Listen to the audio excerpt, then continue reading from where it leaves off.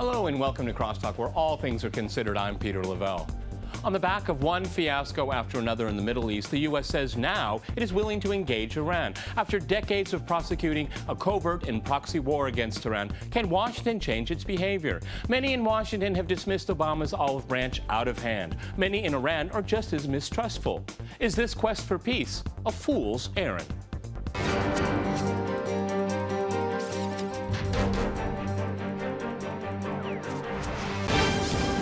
To Crosstalk Olive Branches, I'm joined by Mehdi Halaji in Washington. He's a senior fellow at the Washington Institute. Also in Washington, we have Michael Hughes. He is a freelance journalist and foreign policy analyst. And in Tehran, we cross to Fouad Izzadi. He's a political science professor at the University of Tehran. All right, gentlemen, Crosstalk rules in effect. That means you can jump in anytime you want, and I very much encourage it. Fouad, let's go to you first in Tehran.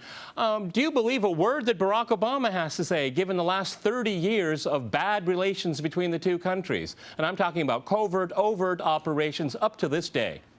Well, you know, the last 30 years cannot be blamed on Obama. I think he's responsible for his own presidency.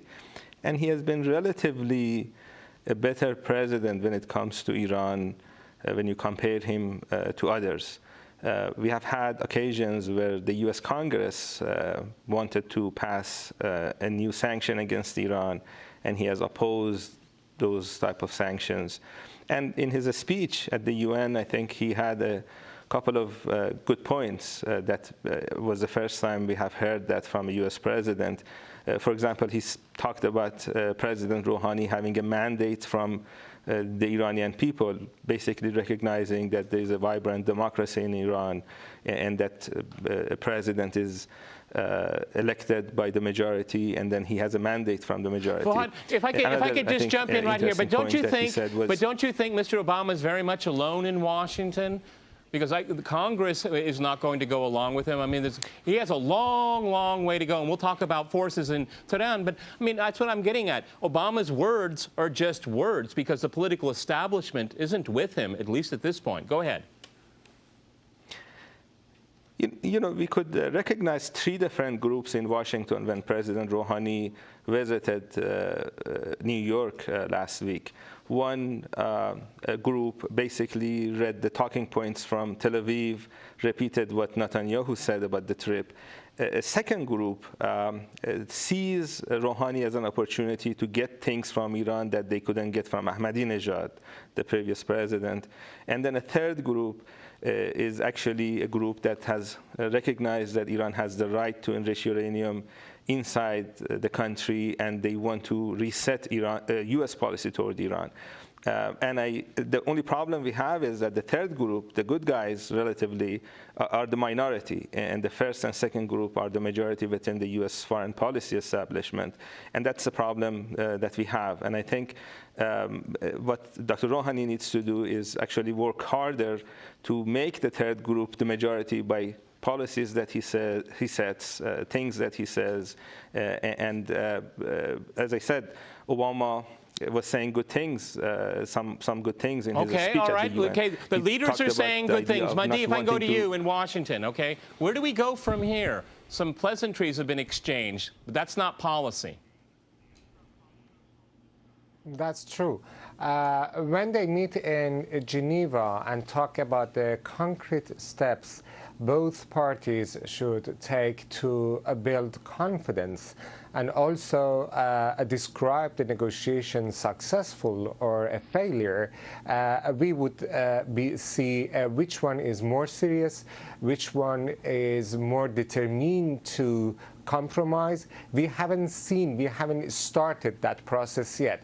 So it's too early to talk about the seriousness of President Obama or the seriousness of President Rouhani. I think up to now, they just exchanged nice words and they made lots of public relations stuff, but we have to see when it comes to the action, which one is really able to deliver its promises. Okay, Michael, I'll go to you. Who's blowing the most smoke here so far? Well, I think we need to keep in mind that Obama rallied the entire world to implement the strictest sanctions on Iran in history, in world history. Yep. And number two is he's got pressure from Congress on both sides of the aisle. They want, to pressure Iran, and there was a deal that Russia was involved with. There was an Iranian swap deal not too long ago that, because of Congress and the State Department, that window was missed. So we got to think of those two things. Those are both in, the Iranian conscience through this whole thing. So, forgive them for having doubt. And then again, it goes both ways. So the Iranian leader reached out to the American people through an op-ed. And Obama responded in kind, and then there was kind of the awkwardness when they didn't meet and shake hands and have the photo opportunity. But I always say Obama doesn't have to get reelected, and the Iranian leader does. So come on, give me a break. If the shoe was on the other, foot, Obama would be reluctant probably to do a photo op while he was running against Romney. So that's where we're at. It's tough. It's going to be tough for both sides. There's decades of mistrust there, but I'm hopeful. I think it's better to reach out and it's better to negotiate than not to. Yeah, but don't you? Let me go back to Fawad and Tehran. I mean, it's better to talk when you can make a deal. Okay. Can both sides make a deal? Because we know the problems that Obama has, and with AIPAC, and we have the Israeli lobby and Congress. They're already saying they're very skeptical, extremely skeptical, and that they even have more sanctions to pass. But the State Department's asking, just wait a little bit longer. Let them talk a little bit first. I mean, I'm very pessimistic here. After 30 years, it's hard to break habits. Let's go to Tehran. Yes, on Iranian side, I think the government is very much ready for some sort of rapprochement. We had Iran's leader, Ayatollah Khamenei, making a speech a week before Rouhani's trip and talking about flexibility and being able to reach a compromise.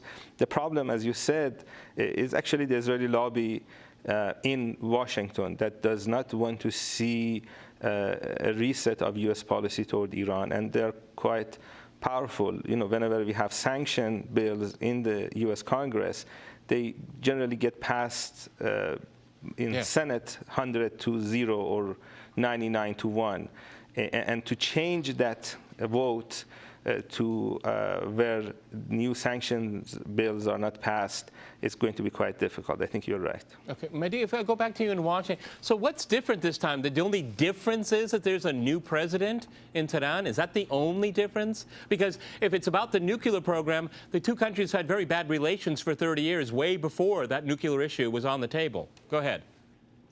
Exactly. Let me tell you something before answering this question.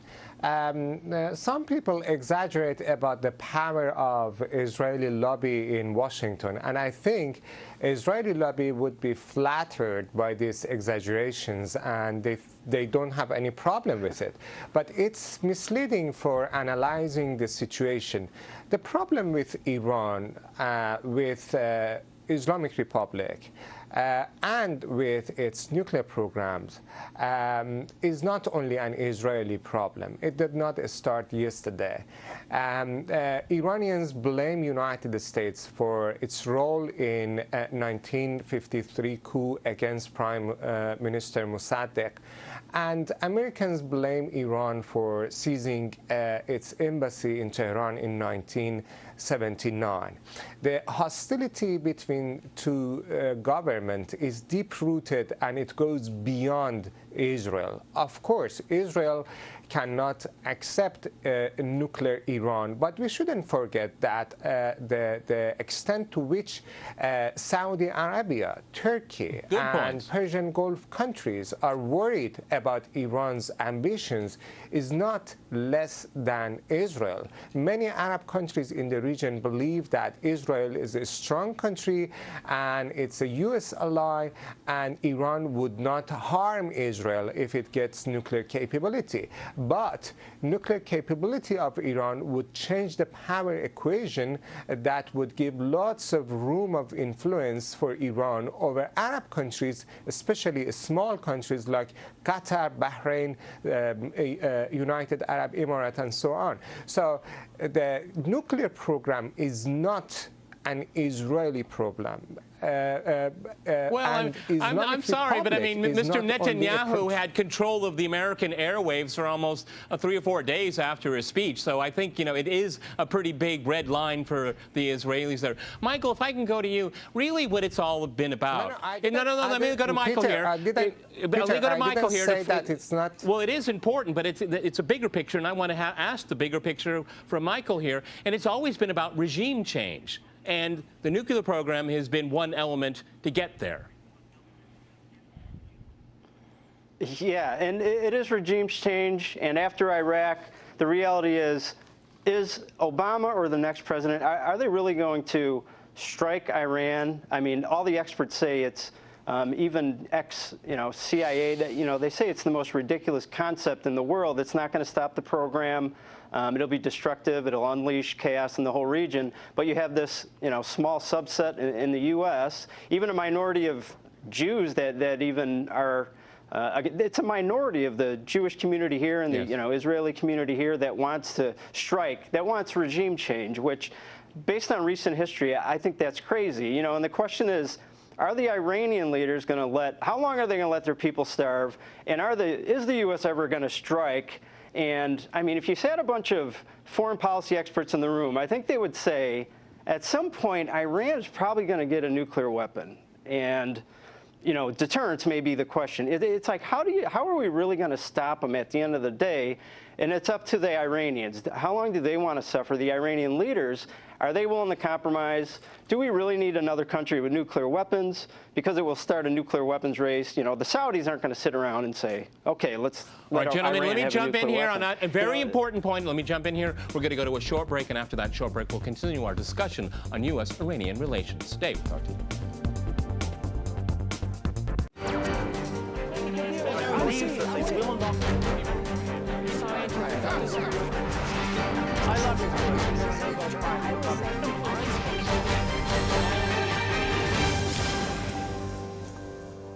Welcome back to Crosstalk, where all things are considered. I'm Peter Lavelle. To remind you, we're discussing relations between Tehran and Washington.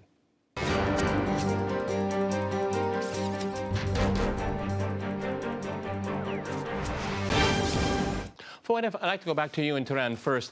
It seems to me, I mean, I'm looking at the bigger picture of 30 years here, and the one theme is that it seems evident from the American side and from Western capitals is that Tehran simply has to surrender everything, and then we can have a deal.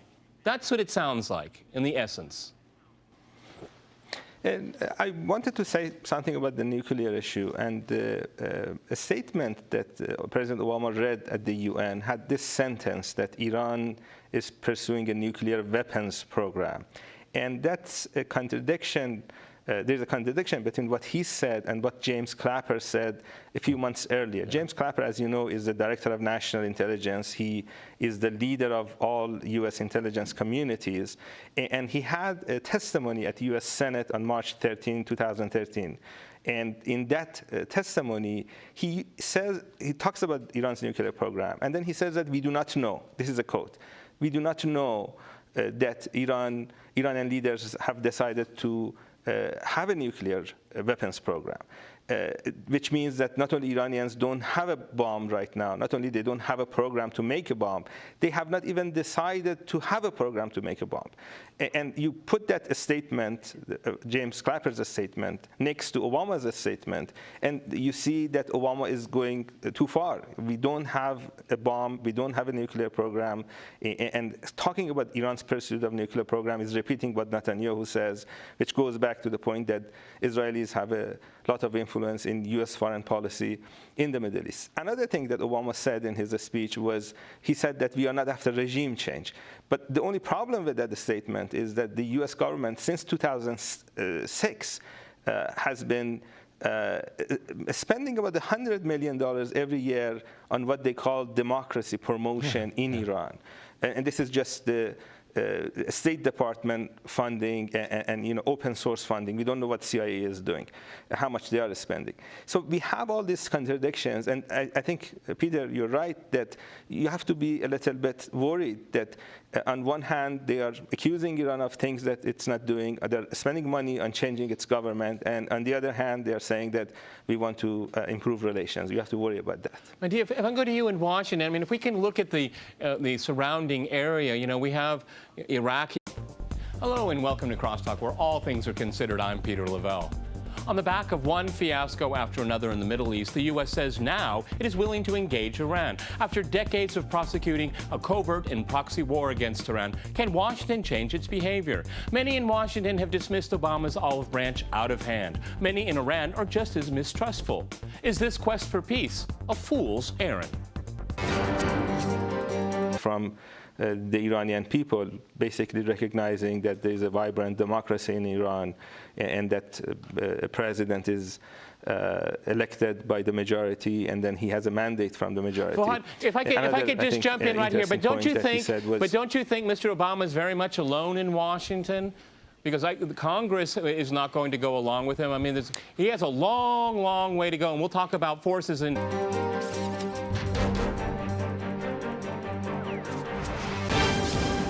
To Crosstalk Olive Branches, I'm joined by Mehdi Halaji in Washington. He's a senior fellow at the Washington Institute. Also in Washington, we have Michael Hughes. He is a freelance journalist and foreign policy analyst. And in Tehran, we cross to Fouad Izzadi. He's a political science professor at the University of Tehran. All right, gentlemen, Crosstalk rules in effect. That means you can jump in anytime you want, and I very much encourage it. Fouad, let's go to you first in Tehran. Do you believe a word that Barack Obama has to say, given the last 30 years of bad relations between the two countries? And I'm talking about covert, overt operations up to this day. Well, the last 30 years cannot be blamed on Obama. I think he's responsible for his own presidency. And he has been relatively a better president when it comes to Iran when you compare him to others. We have had occasions where the U.S. Congress wanted to pass a new sanction against Iran, and he has opposed those type of sanctions.